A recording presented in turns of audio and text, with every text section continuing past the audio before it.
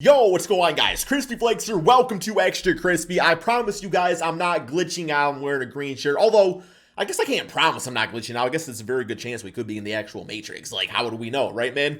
But for today's video, we are checking out ranking the top 10 point guards in 2020 NBA free agency. We're going to have some fun with this one, man. Like, we are going to assume that every player leaves their team. I'm going to try to give you guys like the best team that I think would be a good fit for said point guard. So yeah, before we get going on this video, want to let you guys know, man, I started a new NBA discussion podcast thingy over on my other channel, Crispy Flakes, called The Prison Cell. It's pretty good, man. Like, I promise you will enjoy it. Crispy Flakes, the other channel. Go check it out. I just talked about the Boston Celtics Milwaukee Bucks round 2 matchup, man. So yes, let's go ahead and get going on this. And okay, so the first player we have is John Wall, who does have a player option on his contract, which he's most definitely going to accept, isn't it? Like, yeah, $47 million. There is no way he is going to decline that, man. So, we did not see John Wall at all this previous season, but the season before that, he averaged 21 points, 9 assists per game. And realistically speaking, the only possible team I could see any chance of him going to is the Los Angeles Lakers. Kind of been talked about that a little bit before, some sort of like player swap with Russell Westbrook. But yeah, man, like straight up John Wall, pretty solid catch and shoot player. Like, I think he shot like 41% off like catch and shoot attempts. And just when it comes down to it, I think he's a better fit next to LeBron 80 than Russell Westbrook. Now, obviously, you take on the risk of we haven't seen John Wall play basketball in a year, but at the same time, we have seen Russell Westbrook play basketball for the Lakers this previous season, and we know it's not a good fit, so I really don't see why they don't take the chance. Like, the worst case scenario is that John Wall, gets injured or something like that. But, best case is that he's a better fit than Russell Westbrook. And, yeah, you don't waste, like, another season of LeBron's career, which definitely not too many of those left, man. So, yeah. Next up, as you guys can see here, we got Dennis Schroder, who is, he kind of went all over the place. Didn't he, this season? I believe he's on the Houston Rockets, isn't he, man? That's kind of where he ended things off there on the Houston Rockets. But, yeah, Dennis Schroder's an interesting player. On the season, averaged 14 points, 5 assists per game. Wasn't too long ago that, he was second place there in NBA Sixth Man of the Year voting. And I think based off of his contract, there's definitely a few teams that make sense here. But one team that kind of came to my mind was actually the Atlanta Hawks. And not as a starter, obviously, because they got Trae Young. But it would be nice to have, a good consistent scoring. He can get other players involved, take the player in Dennis Schroder. I don't know if Clint Capella, I know was going to go on there, and John Collins, if they're both those guys will be back on the Hawks next season. If they are, then, Dennis Schroder and Kongu pick and roll action could be kind of interesting. So, just could be something different, man. So, yeah, I kind of like that fit. Plus, actually, if I remember correctly, a few seasons ago when he was on the Atlanta Hawks, I think he actually had like one of the better like plus minuses in the entire NBA. So like, obviously the team's different since he was there last, but just being in that comfort zone of a team that you were once good on sometimes can be great, right, man? So, yeah, obviously as second unit, not as a starter that would not work with Trae Young. And next up, we actually got a current player on the Atlanta Hawks, and that being Delon Wright. So Delon Wright on the season only averaged 4 points and 2 assists. Definitely more of a defensive type of guy out there. And when it comes down to it, as far as another team you should go for, I mean, really any team, I guess, that could use like a defensive guard that can do some combo things out there at times. Just not really last season, but to be quite honest, man, I couldn't think of a good fit. Any team, like when you have like numbers like that, it's like, well, maybe like, I don't know, man, the Shanghai Sharks. But no, seriously though, I think he should just stay on the Hawks, especially if they brought in a guy like Schroder. That would be nice, having the defensive guy at the shooting guard spot for the bench unit and having the point guard in Dennis Schroder. So yeah, man. But really any team could use a guy like Delon Wright, but based off, like he wasn't great last year, but a small sample size. He's been good years before that. So yeah, man. And then next up, we got the almighty Russell Westbrook. So with Westbrook, and we all know that his numbers don't really say much, but 19.7 rebounds, 7 assists per game. So let's assume the Lakers, obviously he's going to accept that player option. There's no way he doesn't, man. Let's assume he accepts player option, gets traded to the Houston Rockets for John Wall, and he gets bought out. Let's assume that would happen. And the reason why the Rockets wouldn't just buy out John Wall is because, with Russell Westbrook, assuming the Lakers were interested in that, they would probably go for like a first-round pick or a second-round pick or something like that to include to it.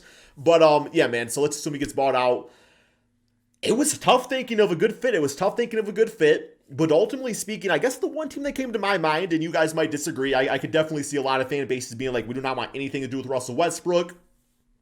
But I thought maybe the LA Clippers. And the reason I say that is, for one, that team has so many shooters on their team. They have Reggie Jackson. I mean, it's going to be awkward again because, once again, Reggie's going to be backing up Russell Westbrook. And the reason Reggie actually left the OKC Thunder initially is because he didn't want to back up Russell Westbrook. And he went to the Pistons, and, well, we all know how that went. But, Wedgie out there, pretty solid player, man, pretty solid player. But I don't know, with Russell Westbrook, you get him alongside Paul George. Paul George statistically had his best season while playing with Russell Westbrook on the OKC Thunder, so that works out nicely. Like I said, you got shooters all around.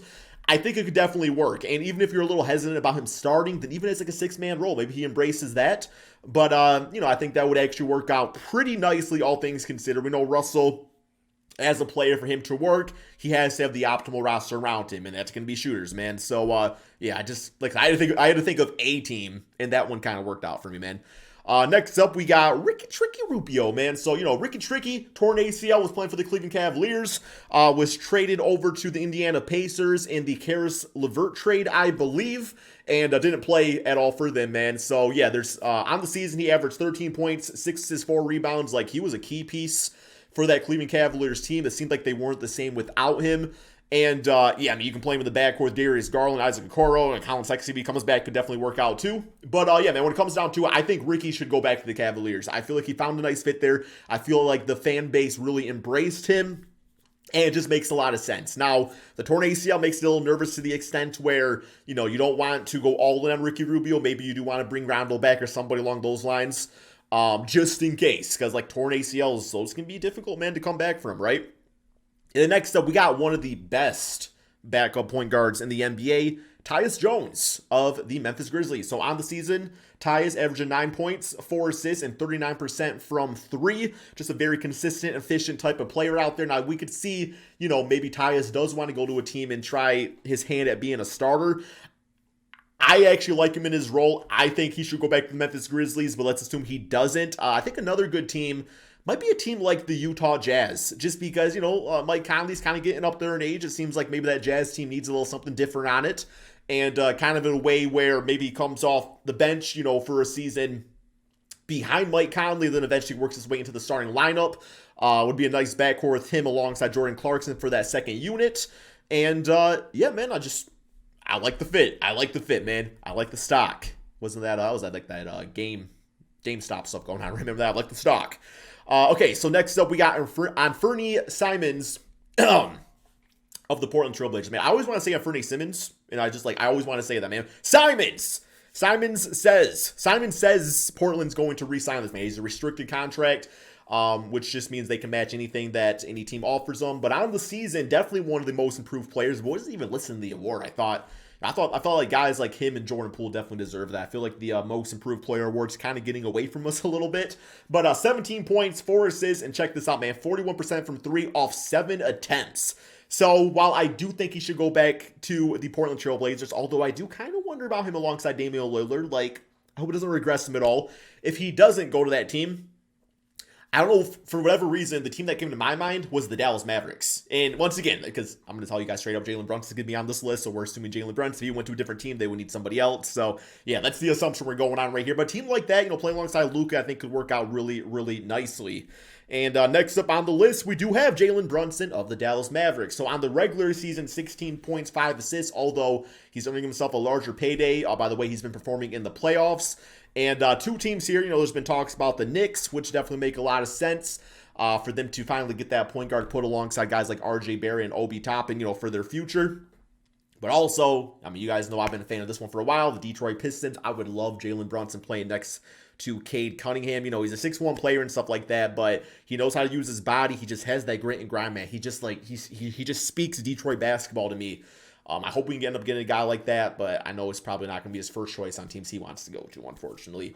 Next up, we got James Harden, who has a player option. Now, realistically, man, I could see James Harden decline that player option. He's kind of getting up there in age. I could see him wanting to lock up, another max contract.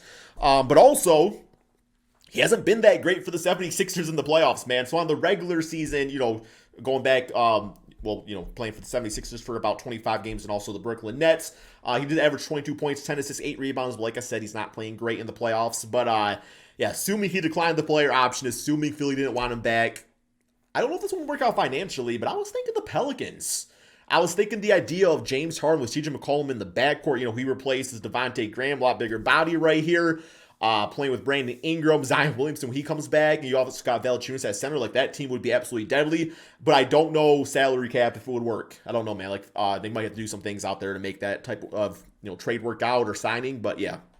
And then finally, we got Kyrie Irving, who also has a player option, who also I think is going to decline it and sign an extension either with the Brooklyn Nets or, surprise, surprise, maybe goes to a different team on the season, 27.6 assists. So the two teams I thought of right here, like I said, this is assuming things work out perfectly. I thought the Lakers. I know Kyrie will never run back to LeBron, but I would love to see. I would love to see those guys playing in together. There's no real way to do it, but I would love to see it. And then the other team I thought of was the New York Knicks. You know, a little revenge on the Nets if they decide not to bring him back for whatever reason. But, yeah, you get a little showtime there with Kyrie on the Knicks, man. So that's all we have for this video. If you guys want me to do this for the other positions, be sure to leave a like and subscribe if you are new. Thank you all so much for watching, and peace out, my friends.